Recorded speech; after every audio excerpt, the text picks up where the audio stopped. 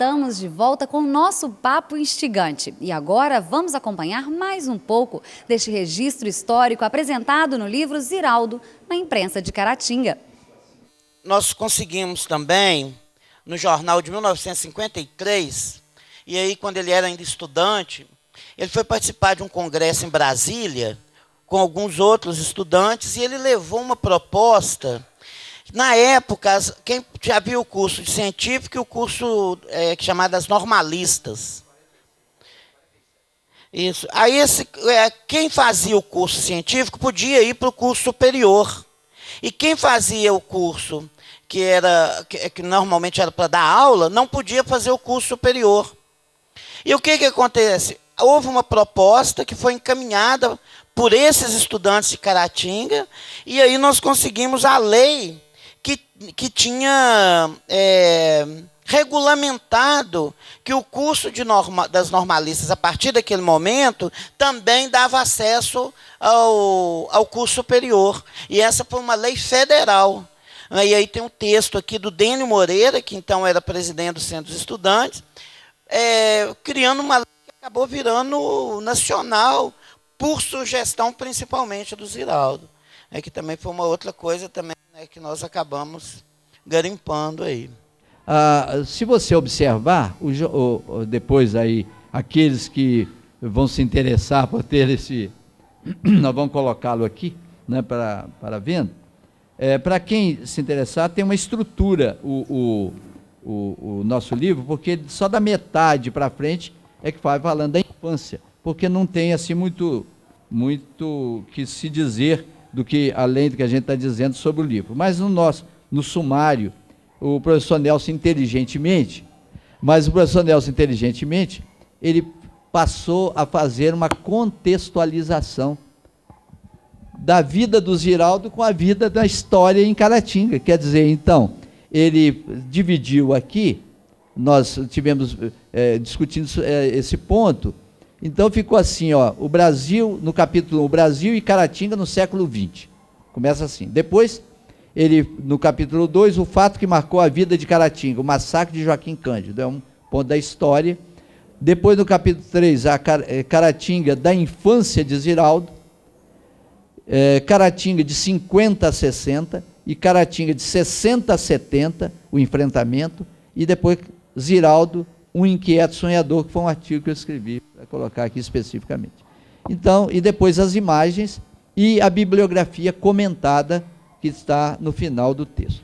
Quem quiser tem uma parte da história de Caratinga contextualizada na história, Ziraldo contextualizado na história de Caratinga. Então, vai fazendo um jogo aqui, sem haver uma citação direta.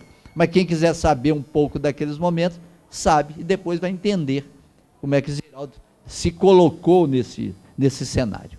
Esse momento também é importante, para que a gente pergunte alguma coisa, quer dizer, o que desse encontro, por exemplo, né, que foi a vinda do Ziraldo aqui, né, no final do mês.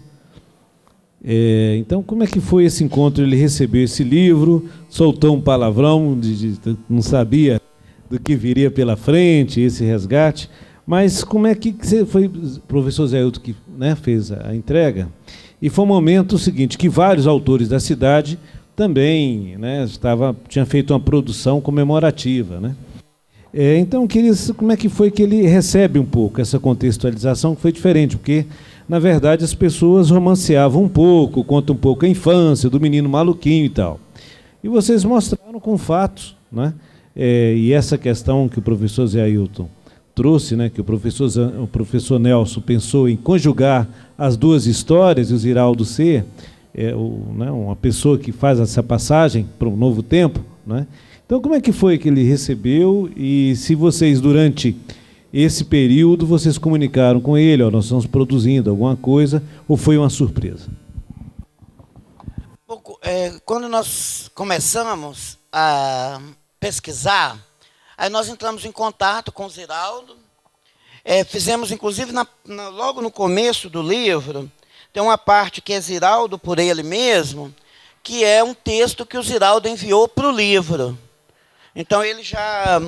Inclusive, alguns dos fatos que nós vamos explicar mais à frente foram citados pelo próprio Ziraldo. Por exemplo, Por que nós colocamos do Joaquim Cândido? O Ziraldo disse que era um sonho dele escrever um livro sobre isso. Então, como a gente tinha alguma informação que ainda não tinha sido publicada, aí nós resolvemos fazer. Então, o Célio, que é o irmão dele, nos auxiliou muito, né? Foi uma pessoa que mandou vários documentos, imagens, tem um texto grande também. Então, já havia, assim, esse contato. Mas o grosso, o Ziraldo não sabia, né? Por exemplo, a notícia do nascimento dele, igual o professor Zé Aldo contou, né? Essa questão, portanto, de colocar isso aí, logo em seguida, você pergunta como é que ele recebeu.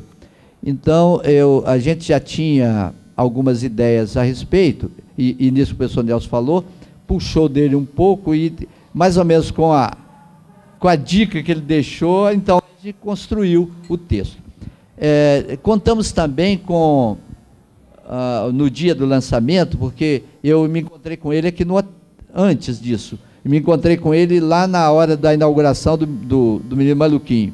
Aí eu tenho fotografia, ele me abraçou, falou que já sabia do assunto, que a gente ia tratar disso. Depois, como durante o dia ele foi muito solicitado, ficou complicado, eu tive que vir aqui no hotel, me encontrei com ele rapidamente, e ele foi abraçado comigo para ali abaixo, e contando e falando para a mulher dele, olha isso aqui, olha que coisa interessante, e tal, falou, eu quero que você me dê 10 livros desse aqui.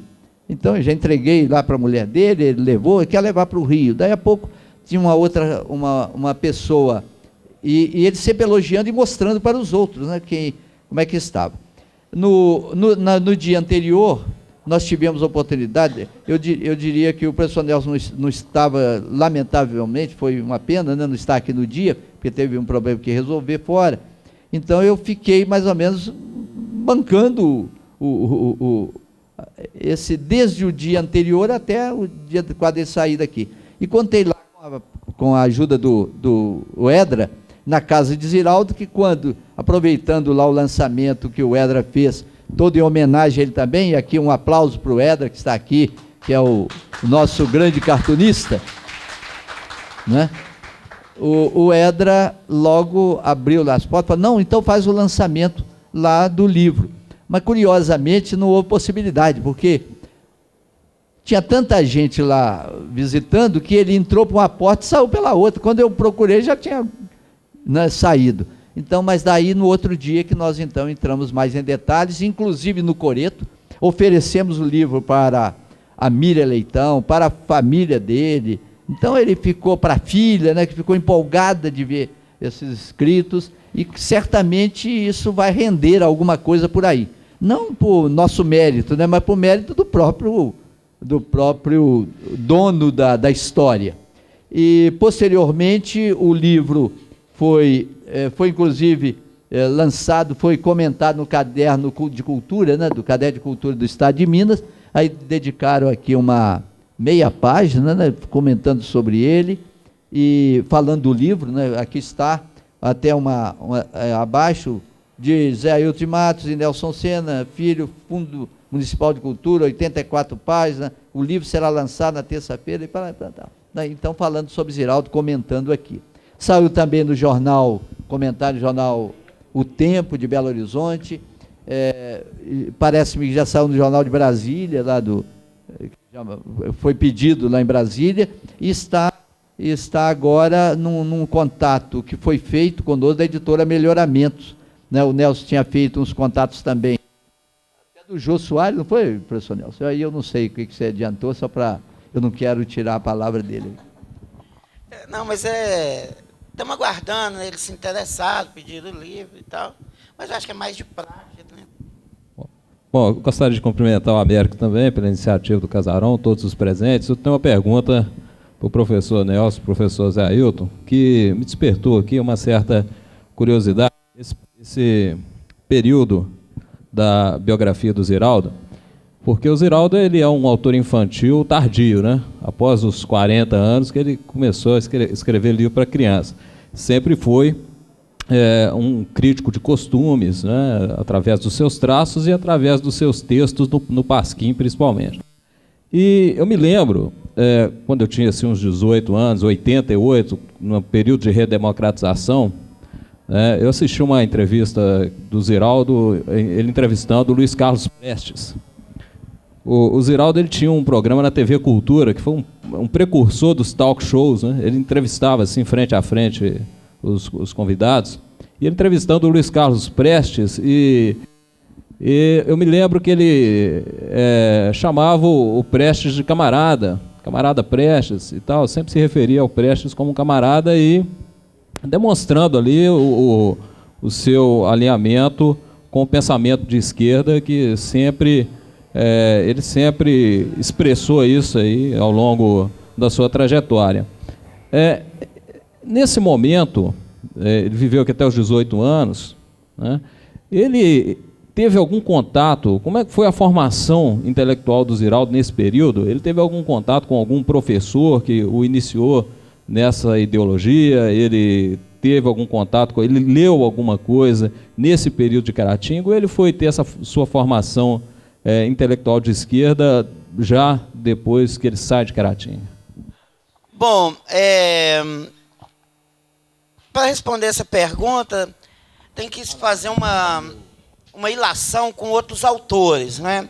Por exemplo, o Zuenir Ventura, que escreveu um livro muito interessante, 1968, ano que não terminou, e alguns outros, o próprio Rui Castro, que escreveu um livro, um outro autor caratinguense, escreveu um livro brilhante chamado Enciclopédia de Ipanema, que são verbetes, e tem um verbete do Ziraldo. E tanto o Zuenir quanto o Rui, eles falam que o Ziraldo era daquilo que a historiografia tradicional chamava de esquerda festiva. A esquerda festiva era aquele pessoal que contestava o regime, né, mas que não trocava uma mesa de cerveja por nada. Então, era aquele pessoal que não concordava, alguns tiveram problemas com a censura, mas de uma forma um pouco mais branda, e eles eram chamados de esquerda festiva exatamente para contrapor com a esquerda militante. Isso não era pejorativo, não. Só que a esquerda festiva ela não pegava em armas, ela não participava de combates mais efetivos, ela ficava mais na parte cultural, né? Embora tivesse, por exemplo, o Teatro do Oprimido, que aliava as duas coisas, esse grupo da esquerda festiva, que incluem o Ziraldo e autores renomados, não concordava, evidentemente, com a ditadura militar, né? Tinham traços, tinham desenhos, textos que criticavam, mas não eram uma esquerda militante. E, certamente, Caratinga tem uma tradição de grupos de esquerda.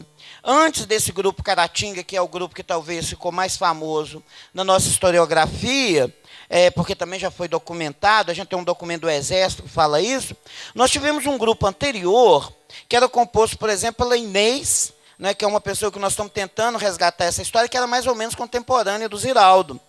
Quando eles saem daqui, na década de 60, eles já saem, por exemplo, militantes de esquerda, inclusive a Inês é barbaramente torturada, é a única sobrevivente da Casa de Petrópolis, não é? E tem alguns outros casos que nós também, o Toninho Castor, que nós acabamos de conhecer, né, que eu cito no meu livro, e o Ziraldo, ele vai por uma outra via, ele vai pela via da cultura mesmo, ele chega, logo começa a trabalhar com o Milor, com aquele pessoal que, embora criticasse a ditadura, eles tinham uma relação mais...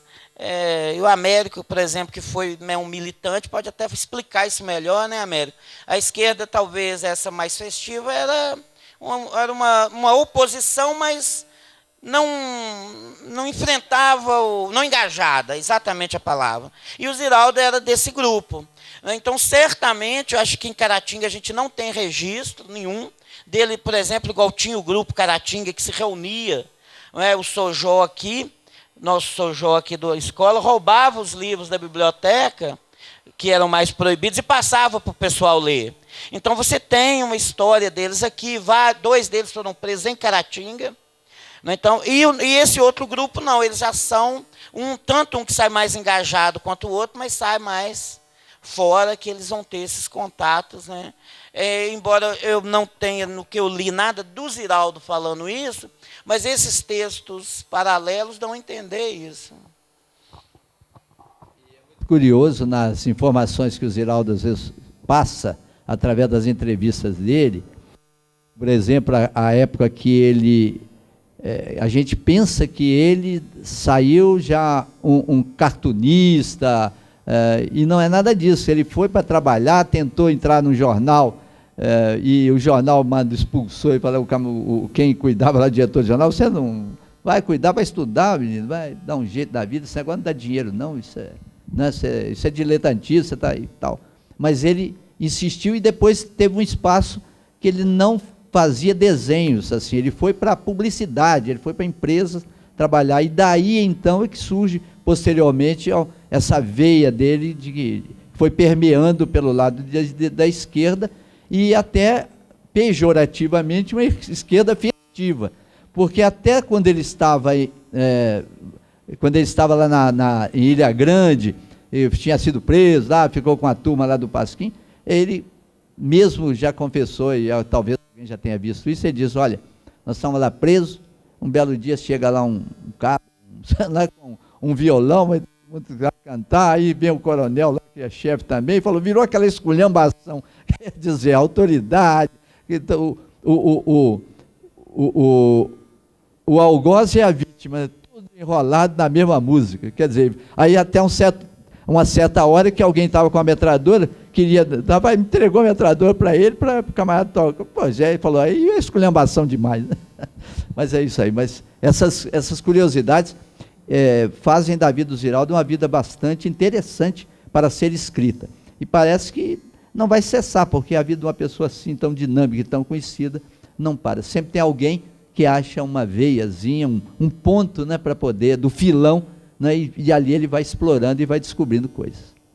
E especificamente quero agradecer ao professor Américo pela gentileza desse convite, pela maneira sempre elegante e de uma maneira sempre amiga com que ele às vezes trata conosco os assuntos, pela oportunidade que tivemos também de estar juntos no empreendimento agora recente, né, com as questões políticas, e dizer que a gente parabeniza a iniciativa e sabemos que essa iniciativa é, por si só, extremamente enriquecedora para a cidade de Caratinga. Muito obrigado. Bom, quero agradecer de novo, né, o Américo pela casa, pela ideia. Quero dizer que o livro ele teve a participação do Carlos Eduardo, famoso Carlão, que ele que fez planejamento gráfico, né? O Carlão, ele é um artista gráfico, ele que fez toda a parte de... E até o Cabreira, né, que acha tudo engodo, falou que as fotos foram bem trabalhadas, foram bem colocadas ali, né? Uma pessoa que a gente tem que citar no trabalho que é com imagens, né? Muito obrigado, gente. E fim de papo. Mas eu te aguardo em nosso próximo encontro. Até mais!